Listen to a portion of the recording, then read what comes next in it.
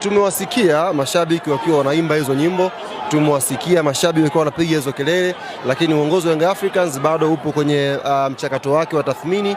Ikihitajika maamuzi kufanyika yatafanyika, lakini so far bado tunarudi kwenye meza ya tathmini kuangalia wapi tulipo na wapi tunataka kwenda, na kila mtu atafanya pati yake. Mashabiki wanafanya pati yao, uongozi unafanya pati yake, wachezaji wanafanya pati yao na benchi wanafanya pati yake. Kila mtu ana pati yake. Wao tusiwe na haraka. Kwanza tunamshukuru Mwenyezi Mungu, game imeisha, tumepata ni alama moja. Lakini ni mipango yetu sio ni alama moja. Japo kwa mtu ni akiona kama ni wapinzani wetu wametushambulia sana, lakini sisi ni malengo yetu ilikuwa ni kuondoka na point 3. Lakini vile vile nawashukuru zaidi vijana wangu, tumewaona wote wamefanya kazi, wamefuata ni maelekezo ni mazuri zaidi, na ndio maana tumeondoka na alama moja kwenye mchezo wa leo.